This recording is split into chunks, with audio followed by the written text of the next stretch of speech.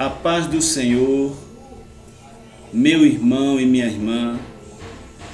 Vamos ao capítulo 8 do Evangelho de Mateus. Tema: a chegada de Jesus. Abra sua Bíblia no que está escrito em Mateus capítulo 8. Aqui acima deste estudo, eu vou deixar o link para que você tenha acesso aos estudos anteriores desta série. Também quero lhe convidar a se inscrever neste canal e nos ajudar a compartilhar, a divulgar a palavra de Deus. Compartilhe esse estudo, assine o sininho da notificação. Eu sou o pastor Fernando e este é o canal Pastor Fernando Alberto. Capítulo 8 de Mateus, a partir do versículo 1. E descendo ele do monte, seguiu uma grande multidão. E eis que veio um leproso e o adorou, dizendo: Senhor, se quiseres, podes tornar-me limpo. E Jesus, estendendo a mão, tocou-o, dizendo: Quero ser limpo. E logo ficou purificado da lepra. Disse-lhe Jesus: Olha, não o digas a alguém, mas vai, mostra-te ao sacerdote e apresenta a oferta que Moisés determinou para lhe servir de testemunho. E entrando Jesus em Cafarnaum, chegou junto dele um centurião rogando-lhe e dizendo: Senhor, o meu criado jaz em casa paralítico e violentamente atormentado. E Jesus lhe disse: Eu irei e lhe darei saúde. E o centurião respondendo disse: Senhor, não sou digno de que entres debaixo do meu telhado, mas dize somente uma palavra e o meu criado sarará. Pois também eu sou homem sob autoridade, e tenho saudado as minhas ordens. E digo a este: vai, e ele vai, e a outro: vem, e ele vem, e ao meu criado: faze isto, e ele o faz. E maravilhou-se Jesus, ouvindo isso, e disse aos que o seguiam: Em verdade vos digo, que nem mesmo em Israel encontrei tanta fé. Mas eu vos digo, que muitos virão do Oriente e do Ocidente, e assentar-se-ão na mesa com Abraão, Isaque e Jacó, no reino dos céus.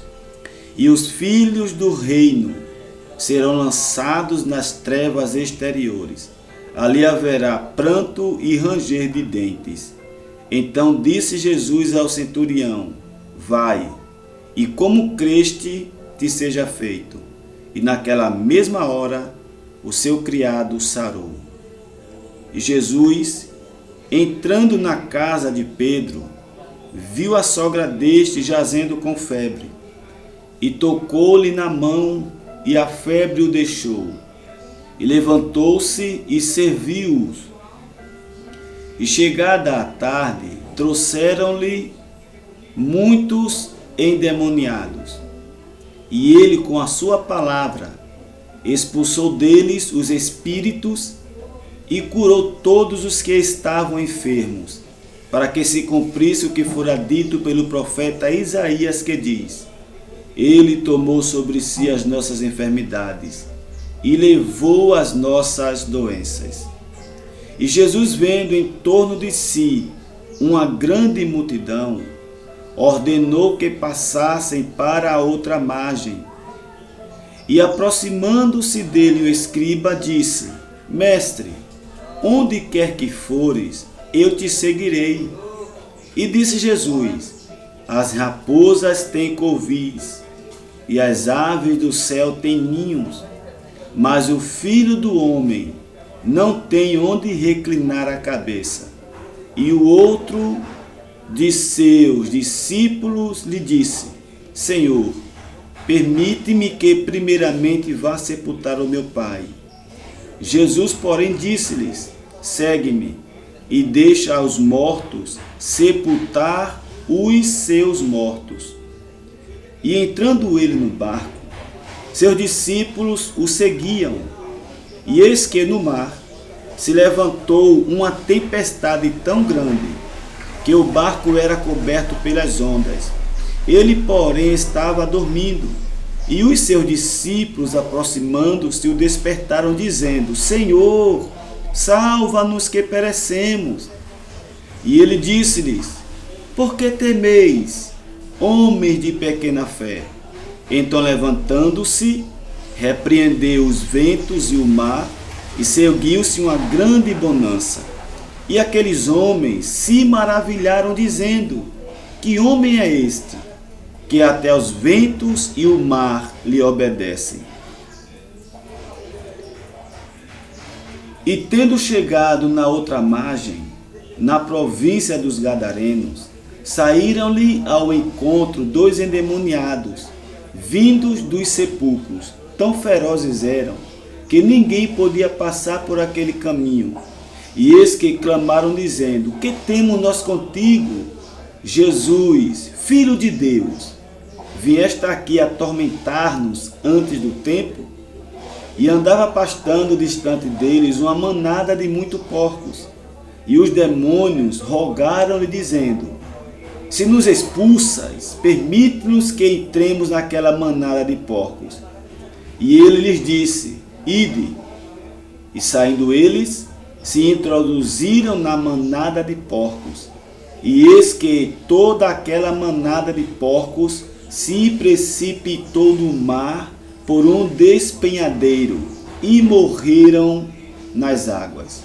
Os porqueiros fugiram e, chegando na cidade, divulgaram tudo o que acontecera aos endemoniados. E eis que toda aquela cidade saiu ao encontro de Jesus, e vendo-o, rogaram-lhe que se retirasse do seu território. Bendito e santo é o nome de Jesus. Glorificado seja o nome do Senhor nosso Deus. Com a graça e a misericórdia de Deus, chegamos ao capítulo 8 do Evangelho segundo escreveu Mateus. Um capítulo cheio de milagres operados por Deus por intermédio de Jesus. Um capítulo também que é recheado de ensinamentos, ensinamentos para mim, ensinamentos para você que está aí do outro lado, tendo acesso a esta palavra, para você que está nos acompanhando nesta série abençoada de estudos bíblicos, baseado no Evangelho, no livro de Mateus. E o capítulo 8, ele vai trazer alguns ensinos para a minha vida e para a sua vida, onde relata o momento em que Jesus, ele desce do Monte das Oliveiras, após concluir o seu discurso, e a Bíblia nos mostra que quando Jesus, ele desce do monte, conforme o capítulo 8, versículo 1 ao 4, sai ao encontro de Jesus um homem leproso. E a Bíblia diz que: E eis que veio um leproso e o adorou. A palavra adorou é prosconeu, que significa reconhecer a superioridade do outro. É um ato de reverência, é um ato de respeito. Não é um ato de adoração, mas é um ato de respeito. É ele respeitando Jesus, é ele reconhecendo que Jesus, ele é o Messias, que pode curá-lo da lepra. E a palavra de Deus, ela vai nos mostrar a vida do leproso, a situação do leproso. No capítulo 13 de Levítico, eu vou deixar para você ler o capítulo 13 e o capítulo 14 de Levítico. No capítulo 13, quando o homem ele apresentava algumas manchas na pele ou algum inchaço na sua pele, esse homem era recolhido em um lugar pelo sacerdote e o sacerdote o examinaria por 7 dias. Se a pessoa fosse confirmada com lepra, ela ficava mais 7 dias para ver se a lepra era curada. E se a lepra não fosse curada, aquela pessoa ela era recolhida e era colocada no leprosário, no lugar dos leprosos. E o leproso ele iria viver distante da sociedade, distante do arraial, distante do tabernáculo, distante do templo, distante da presença de Deus. Aquele leproso agora, ele iria viver o resto da sua vida. Caso não acontecesse um milagre de cura, ele estaria destinado a viver até a morte, separado da família, mulher, filho, sociedade, emprego, tudo. Iria viver isolado em um leprosário. Porém, se ele fosse curado, da sua lepra, no capítulo 14 de Levítico, ele deveria dar uma oferta pela cura. Ele deveria oferecer um sacrifício a Deus pela cura. E o sacerdote mataria um animal, pegava o sangue daquele animal, derramava sobre a cabeça dele, depois pegava o azeite, colocava sobre a orelha dele, sobre o dedo polegar da sua mão direita, sobre o dedo polegar da sua mão direita, do seu pé direito, indicando uma oferta de gratidão. O ungir a cabeça indica que ele deveria ser guiado por Deus, que ele agora que foi curado, ele deveria ser guiado, ser conduzido por Deus, ter o dedo da mão direita, ter o dedo polegar da mão direita ungido, indica uma conduta, uma obra, um agir, uma atitude na presença de Deus, fazer a vontade de Deus. Ter o dedo do pé, o dedo polegar do pé direito ungido, fala de uma conduta. Então, aquele leproso, ele deveria ser guiado por Deus, ouvir Deus através da orelha ungida, fazer a vontade de Deus, mãos ungidas, dedo polegar da mão direita ungido, pés, dedo polegar do pé direito ungido, indica o andar na presença de Deus. Então aquele homem, capítulo 14 de Levítico, fala da ação daquele homem após receber a sua cura.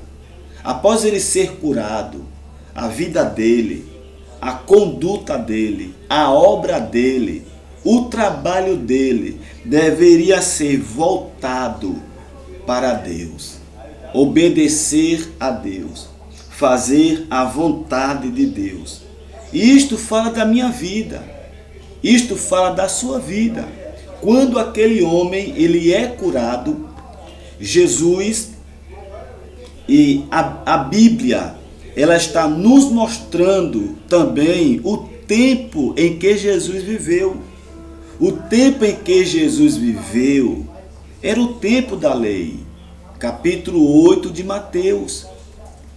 Quando Jesus cura aquele homem, Jesus diz a ele: vai ao sacerdote e mostra a ele para que ele te examine e tu ofereça a oferta que Moisés determinou. Esta oferta está em Levítico capítulo 14. Então aquele homem, ele é instruído por Jesus. Aí até o sacerdote ofereceu uma oferta, ter o dedo do pé, o polegar ungido, ter a cabeça ungida, ter o dedo polegar da mão direita ungida, ter a orelha ungida, ter o dedo polegar do pé direito ungido, indicando a presença de Deus, o andar, o viver, o servir a Deus, o ser guiado por Deus. Glória a Deus por isto. Louvado seja Deus.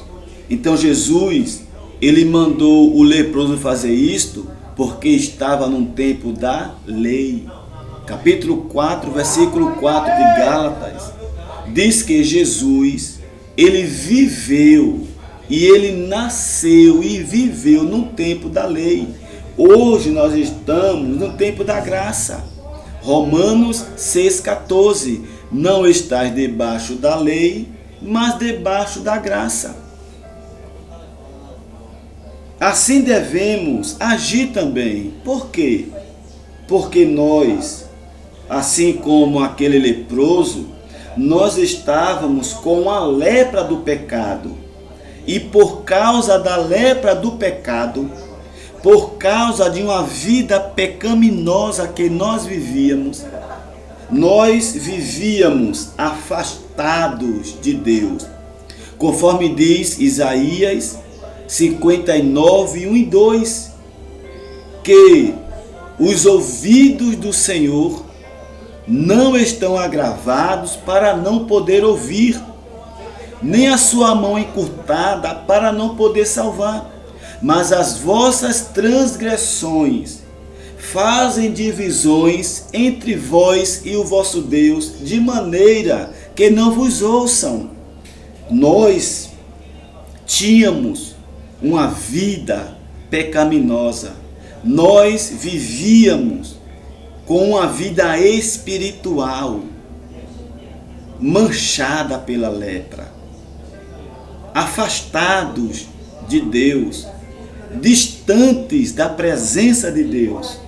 Jesus, ele veio, derramou seu sangue para nos purificar de toda a lepra ou de todo o pecado. Conforme diz Hebreus capítulo 1, versículo 3, que Jesus, por intermédio de Jesus Cristo, Deus nos purificou de todo o nosso pecado.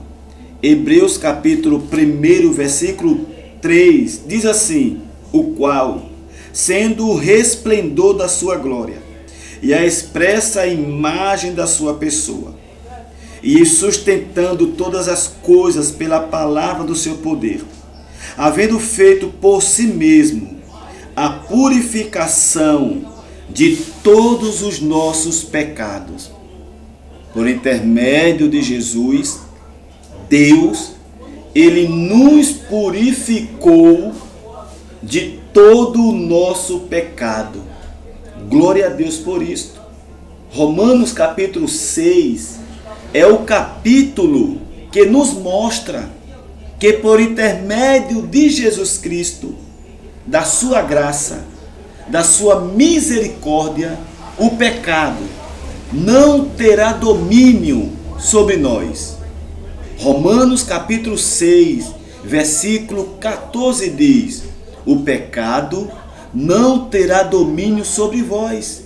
Romanos capítulo 6, versículo 23, o salário do pecado é a morte, mas o dom gratuito de Deus é a vida eterna por Jesus Cristo. Glória a Deus por isto.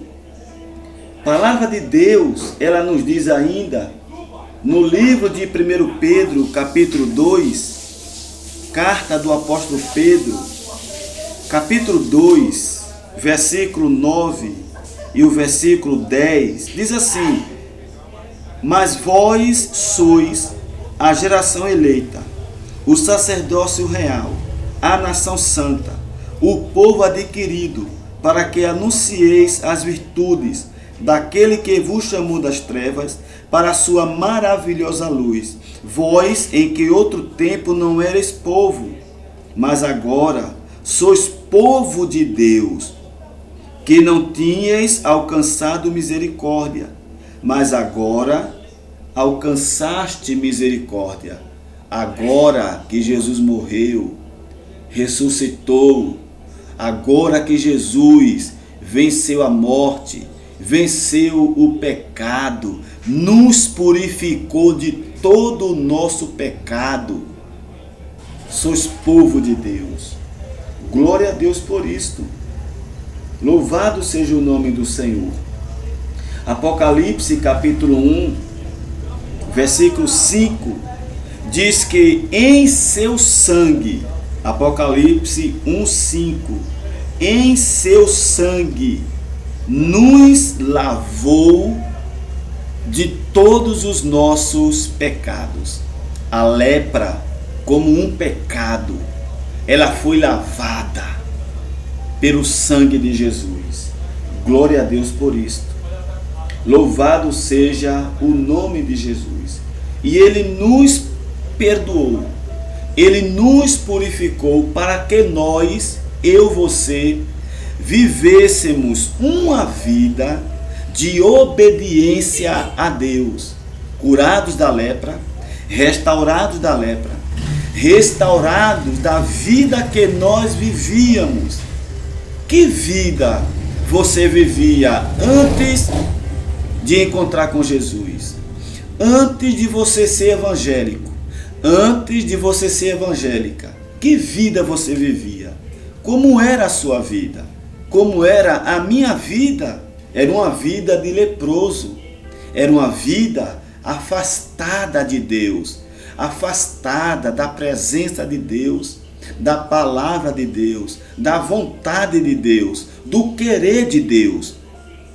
Uma vez que nos entregamos a Jesus, Ele nos restaurou, Ele nos purificou, Ele nos perdoou, para que a nossa vida seja uma vida de obediência à vontade dEle. E esta obediência é obediência pela fé. Romanos capítulo 1, versículo 5, o apóstolo Paulo é usado por Deus na sua carta aos Romanos, no capítulo 1, e no versículo 5, ele diz assim: pelo qual recebemos a graça e o apostolado para a obediência da fé entre todas as nações pelo seu nome. Todas as gentes, todos os gentios, todas as pessoas, recebemos a graça de Deus, recebemos o apostolado de Deus, o ministério de Deus. Deus, Ele te deu um ministério. Deus, Ele te deu uma missão aqui nesta terra. Você tem uma missão, você tem um chamado, você é escolhido, você é escolhida para obedecer a Deus. Capítulo 15, versículo 16 do Evangelho de João está escrito: não foste vós que escolhestes a mim, mas eu vos escolhi. Glória a Deus por isso. Louvado seja Deus. Ele nos curou. Fomos curados para a obediência da fé, para obedecermos a este Deus que nos curou. Cura esta que Deus, Ele já havia anunciado por intermédio do profeta Oséias. Em Oséias capítulo 6, versículo 1, versículo 2, Deus ele revela ao profeta Oséias que Ele iria nos curar e nos ressuscitar por intermédio de Jesus. Quando chega em Romanos capítulo 5, versículo 12 em diante, vai mostrar que Deus, por intermédio de Jesus, Ele nos curou, Ele nos ressuscitou. Glória a Deus por isso.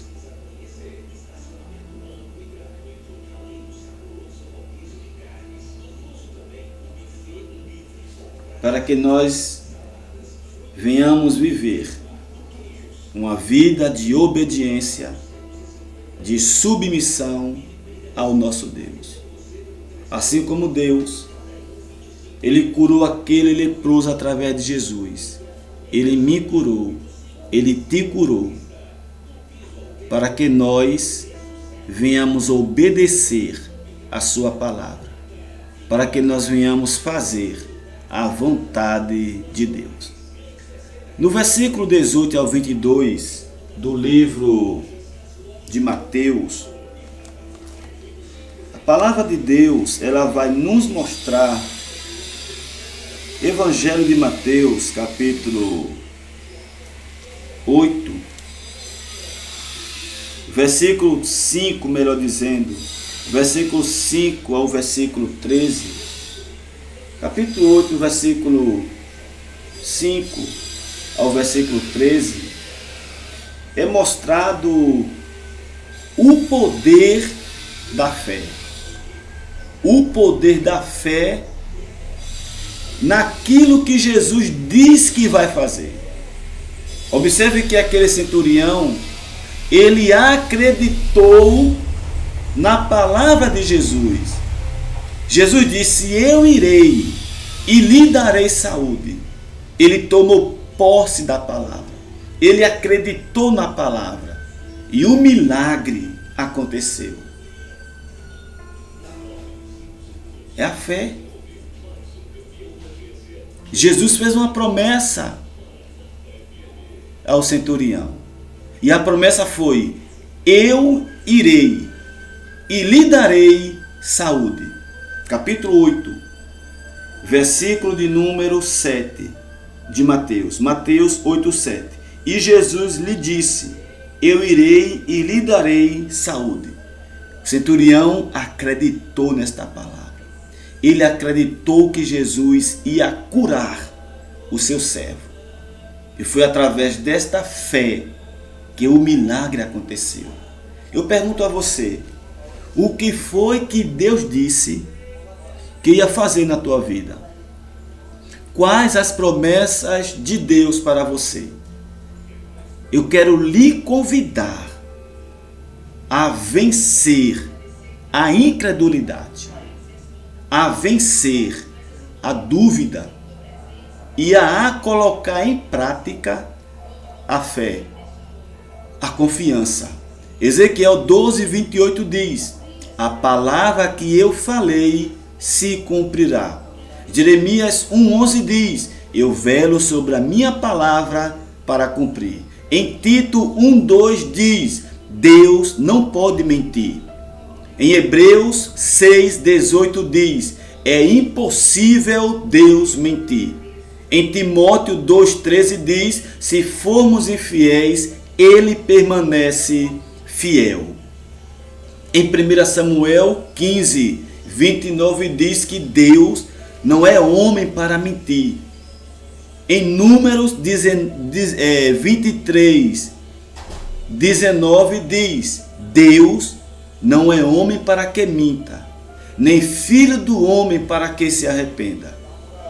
Em Hebreus 10:23 diz: retenhamos firme a confissão da nossa esperança, porque fiel é o que prometeu. Glória a Deus por isso. Louvado seja Deus. Deus é fiel. Ser fiel é ser digno da nossa confiança. Ser fiel é ser uma pessoa confiante. Confia em Deus. Acredita em Deus. Eu não sei o que foi que Deus disse que ia fazer na tua vida.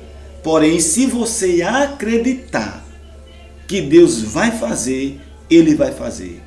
Se você acreditar que Ele já fez, você vai receber. Glória a Deus. Louvado seja Deus. Glorificado seja o nome do Senhor nosso Deus. Você crê na promessa de Deus? Você acredita nas promessas que Deus fez para você? 1 Coríntios 1:20 diz que todas as promessas de Deus há em Cristo um sim e um amém para a glória de Deus. Acredite na promessa de Deus. Creia na promessa de Deus. Tome posse da palavra de Deus na sua vida. Glória a Deus. Louvado seja o nome do Senhor. Versículo de número 14 ao versículo 17 fala, capítulo 14 versículo 14 ao versículo 17 fala da missão de Jesus. Jesus, ele entrou na casa da sogra de Pedro, que estava com febre, estava caída, estava na cama, estava deitada. Jesus levantou ela e ela seguiu Jesus. Deus, por intermédio de Jesus, entrou na minha vida e na tua vida para nos levantar e para que nós possamos seguir a Ele. Do que foi que Deus te levantou? Onde você estava caído? Onde você estava caída? Que Deus chegou, pegou nas tuas mãos, te colocou de pé para você seguir a Ele, para eu seguir a Ele, para nós fazermos a vontade dEle e não a nossa. Amém? Siga Jesus. Siga a vontade de Deus na sua vida. Capítulo ainda 8, do versículo 18 ao 22, fala de como devemos seguir a Jesus.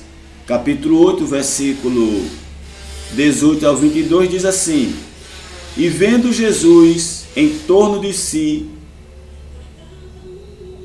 uma grande multidão, ordenou que passasse para a outra margem. E aproximando-se dele um escriba disse: Mestre, onde quer que fores, eu te seguirei. E disse Jesus: As raposas têm covis e as aves do céu têm ninhos, mas o Filho do Homem não tem onde reclinar a cabeça. E outro de seus discípulos lhe disse: Senhor, permite-me que primeiramente vá sepultar meu pai. Jesus, porém, disse-lhe: Segue-me e deixa aos mortos sepultar os seus mortos. O que nós aprendemos aqui? Capítulo 8 de Mateus, versículo de número 18 ao 22. Não somos nós quem estabelecemos como devemos seguir a Jesus. Não somos nós que colocamos as regras. Não somos nós quem fazemos as normas para seguir a Jesus. Não é nós quem seguimos a Jesus da forma que nós queremos seguir. Não. Seguir a Jesus implica em seguir a Ele da forma que Ele quer e não da forma que eu quero. Não é você quem dá as regras de como se deve servir a este Deus. Não é você quem diz a Deus como vai seguir Ele. É Ele quem diz a você como você deve seguir a Ele. Capítulo 17 de Gênesis, Deus disse a Abraão: anda na minha presença e ser perfeito. Não foi Abraão que estabeleceu a forma de como seguir, de como andar na presença de Deus. Foi Deus quem deu a Abraão a fórmula, dizendo: ande na minha presença e seja perfeito. Não foi Israel que deu a Deus uma lei, para que Deus desse a ele a lei para servir. Não, foi Deus quem levou Moisés ao monte, deu a lei a Moisés, para que Israel seguisse Deus através da lei dada a Moisés. Mas vivemos em um tempo em que as pessoas querem dar ordem a Deus, querem dizer a Deus como vai servir Ele, como vai fazer a vontade dEle. Deus é o Senhor, eu sou o servo. Deus manda, você obedece. Deus dá a regra, você se submete a ela. Não é você quem dá a regra a Deus. Não é você quem diz a Deus o que fazer ou o que não fazer. Não é você quem diz a Deus como vai servir a Ele. É Ele quem diz a você como irá servi-lo. Glória a Deus. E não precisa de outra fórmula. Deus já deu a Jesus a fórmula de como seguir, de como viver uma vida cristã. Assim como Deus, Ele levou Moisés ao Monte Sinai e deu a lei para que Israel servisse a Deus pela lei. Assim como Deus, Ele usou Davi, capítulo 28 de 1 Crônicas.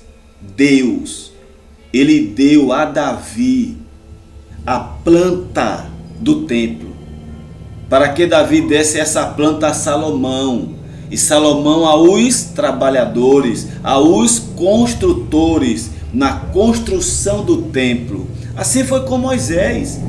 Deus levou Moisés ao monte e deu a Moisés o modelo do tabernáculo, capítulo 25 em diante do Êxodo. Assim Deus fez também. Assim Deus deu a Jesus o Evangelho da Graça. Jesus revela a Paulo o Evangelho da Graça. Paulo prega o Evangelho. Paulo ensina este Evangelho.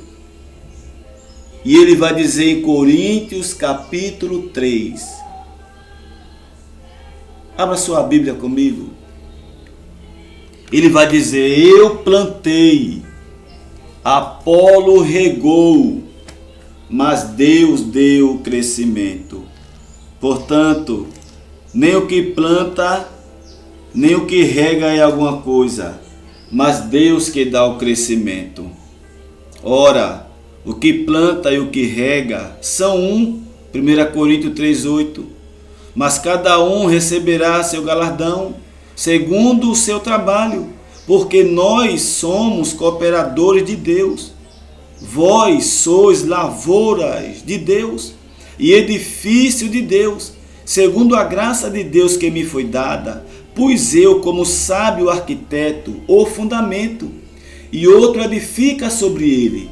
Mas veja cada um como edifica sobre ele, porque ninguém pode pôr outro fundamento além do que já está posto, o qual é Jesus Cristo. Amém? Não existe outro fundamento. Ter Jesus como fundamento é ter a sua palavra.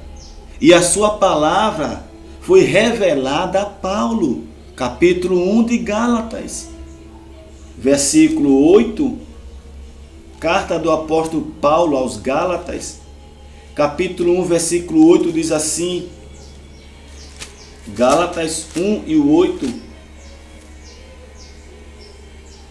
ainda que nós mesmos, ou um anjo do céu vos anuncie outro evangelho, além do que já temos anunciado, seja anátema. Versículo 11 e o 12.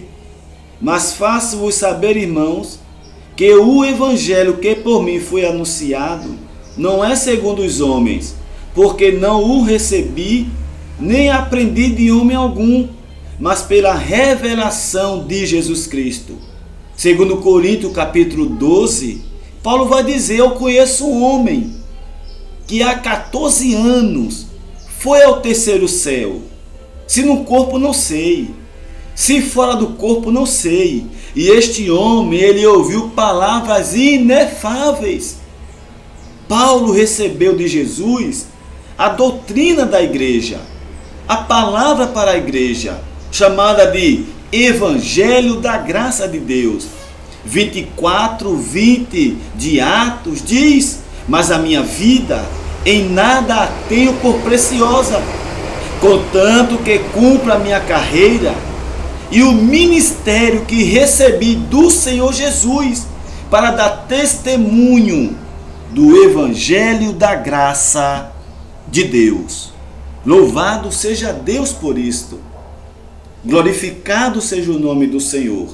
Capítulo 8 de Mateus, versículo 18 ao 22, aprendemos que não somos nós quem estabelecemos as normas, as regras para servir a Deus.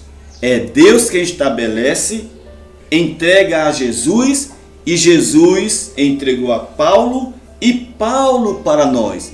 E onde encontrar essa doutrina? Onde encontrar as regras de como servir a Deus? Nas 14 cartas de Paulo, de Romanos a Hebreus. Capítulo de número 16, versículo 25 de Romanos 16, 25 diz assim: ora, aquele que é poderoso para vos confirmar, segundo o meu evangelho e a pregação de Jesus Cristo, conforme a revelação do mistério que desde tempos antigos ou eternos esteve oculto, mas agora se manifestou e se notificou pelas escrituras dos profetas, segundo o mandamento do Deus eterno, a todas as nações para a obediência da fé. O Evangelho da Graça é para todas as nações, é para mim, é para você. Hebreus 12, 28 está escrito: pelo que tendo recebido um reino que não pode ser abalado, retenhamos a graça, pela qual sirvamos a Deus agradavelmente, com reverência e piedade. Glória a Deus. Louvado seja Deus. Capítulo 8 de Mateus, versículo 18 ao 22, aprendemos que não somos nós quem estabelecemos a regra. Não somos nós quem ditamos como seguir a esse Cristo, como seguir a esse Deus Todo-Poderoso. É Ele quem diz como ser. E Ele deu a Cristo, ao Cristo ressuscitado, ao Cristo glorificado, e Cristo deu a Paulo. Levou Paulo ao terceiro céu, capítulo 12 de 2 Coríntios. Levou Paulo ao deserto, Gálatas capítulo 1. Deu a Paulo por revelação, Gálatas 1:15. Deu a Paulo a revelação através da leitura das profecias do Antigo Testamento. Deus abriu os olhos de Paulo, Deus tirou o véu de Paulo e ele viu Cristo no Antigo Testamento. Paulo, antes da revelação, ele não via Jesus no Antigo Testamento. Ele não via Jesus em Adão, ele não via Jesus no tabernáculo, ele não via Jesus nas ofertas, quando Deus abriu os olhos dele, revelou a ele o Cristo ressuscitado, tirou o véu, ele viu e recebeu a graça de Deus. Amém? Capítulo de número 23 ao 27 fala do apaziguamento da tempestade, onde Jesus manda aos discípulos ir para o outro lado do mar, permite que a tempestade e o vento levante-se contrário.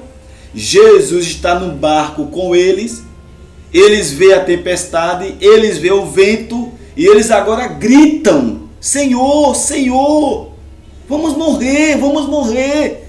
Jesus levanta, aleluia, repreende o vento, repreende o mar e houve bonança. Você crê que Deus, Ele está repreendendo este vento na tua vida?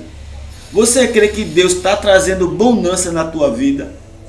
Você crê que a bonança está chegando na tua vida? Você crê de verdade, de toda a força do teu coração, que a bonança de Deus, que o vento está cessando, que a onda está cessando, que Deus está parando a natureza para te dar vitória, para a bonança chegar? Ele está fazendo isto por você. Capítulo 12, versículo 5 de Salmos, está escrito: por causa da opressão do pobre e do gemido do necessitado, me levantarei agora, diz o Senhor. Deus está falando contigo. Deus está te dizendo: eu vou me levantar e vou cessar essa tempestade e este vendaval na tua vida. Jesus levanta, repreende o vento, repreende o mar, e os discípulos dizem: que homem é este, que até o vento e o mar lhe obedecem? Isso é Jesus. Este é o teu Cristo, o glorificado, o que está contigo, o que te conhece, o que te sonda. Aleluia. Amém?